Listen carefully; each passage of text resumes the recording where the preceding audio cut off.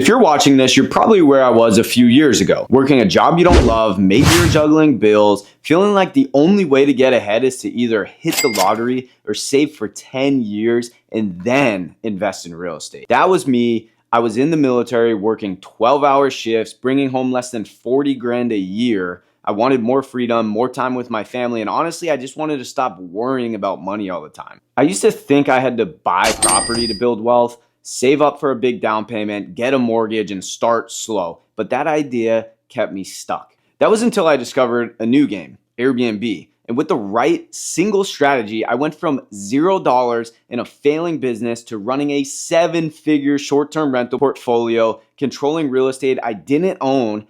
And I did it all without raising money, without taking out loans, and without quitting my job on day one. This video is not a get-rich-quick pitch. I want to walk you through how this business works, what mistakes to avoid, how I personally got started, in the exact 4-step framework I now teach students to go from beginner to cash flowing in their first unit. Here's the biggest mistake. Here's what I hear from most people who are curious about Airbnb. They say, I want to get into real estate, but I don't have the money to buy anything right now. That mindset is keeping most people broke. And it's not your fault, it's what we were taught. Buy property, hold it, wait 30 years. But in today's world, ownership is not the only way to cash flow from real estate. Airbnb arbitrage is the model that flips that old thinking on its head. Instead of saving up $100,000 for a down payment, I rented a property from a landlord with their permission, of course, furnished it, and listed on Airbnb. I kept the profit after paying the rent. That's it. That's the whole game. It's legal, it's scalable, and it works way faster than traditional real estate. When I realized I didn't need to own the property, it unlocked everything for me. And the biggest mistake I made early on was thinking I had to figure it out all alone. I watched 100 YouTube videos, read every blog, but I still didn't know how to talk to landlords. I didn't know what kind of properties to look for. I didn't even know how to price a unit or set up a cleaner. I wasted months, probably a year, until I finally got help. Here's the myth that holds everybody back. There's this myth that you need $20,000 or more to get into real estate, that you need to be ready or have some experience. Let me tell you, I started with $0 in my bank account. My girlfriend was pregnant. The business I was running was failing. I didn't have capital, but I had credit. And if you have decent credit, you can get business funding. On a brand new LLC, I used 0% interest business credit cards to furnish my first few units. One of my students did the same. She was a single mom with no savings. We helped her set up her first unit, then two, and within a year, she made over $150,000, more than double her full-time job. The myth that you need to wait until you have more money is a lie. The opportunity is now. The barrier is truly lower than ever. You can't just wing it. If you're serious about this, let me show you the exact 4-step process we use. This is the framework I teach to every single beginner Airbnb investor. And it's what I wish I had from day one. It would have saved me months of pain. Before you even look at a property, you need to know which cities allow short-term rentals and which don't. Some cities ban Airbnb, others require permits. You can use tools like AirDNA to see average daily rates, occupancy, and revenue potential, but also check local laws. You can call the city zoning departments if needed. This part isn't sexy, but it's critical. And don't overcomplicate this. You can start with mid-sized cities that have year-round demand, not just vacation towns. I like cities with hospitals, colleges, military bases, or just steady tourism year-round. That's step one, market research. Now, step two, you need to do your landlord outreach. You're not just begging landlords to let you Airbnb, you're presenting a business offer.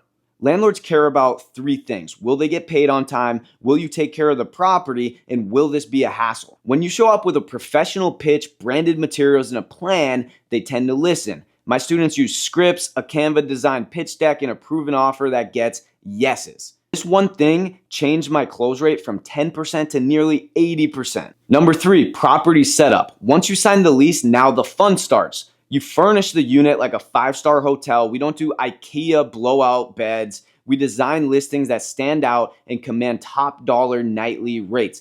Extra beds equals extra profit. You want 5-star experiences? We use checklists, cleaning SOPs, lock automations, and smart tech to make it smooth for guests and hands-off for you. Step 4, automation and scaling. This is where you get your time back. We use tools like Hospitable for messaging, price labs for dynamic pricing, Turno to manage cleaners, smart locks for remote access, and Ring cameras to monitor check-ins. Once this is all in place, you can run your first unit in a few hours a week. Then you repeat it with unit 2, 3, 10.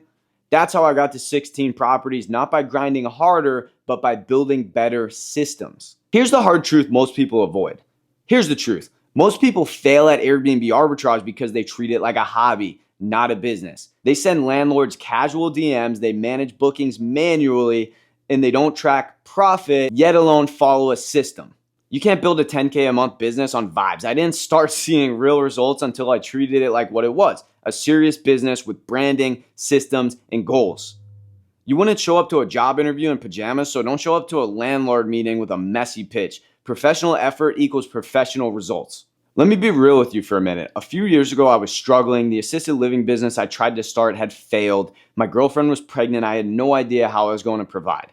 I remember lying awake at night just staring at the ceiling thinking, am I going to have to get a job I hate just to survive? And it broke me because I'd worked so hard to avoid that life. I didn't want to be a dad who was always gone, who missed everything. So I made a decision. I was either going to figure this out or I was going to die trying. I swallowed my pride, got mentorship, took imperfect action. I failed, I got back up, I failed again, but every failure brought me closer. Today, I've helped hundreds of students escape a rat race. I make over 100K a month. I work a few hours a week. I take my son to the beach in the middle of a Tuesday. I live where I want. I answer to no one, but none of that happened by accident. It happened because I followed a repeatable system and I committed. So if you're still watching this, you're not lazy, you're not too late, you're not underqualified, you're just missing the roadmap. The business was built for people like you, people who don't have 200K in the bank, people who are willing to work hard if they know the path. If that's you, just know I've been where you are, broke, overwhelmed, skeptical, but also hungry. You're not crazy for wanting more. You're not selfish for wanting freedom.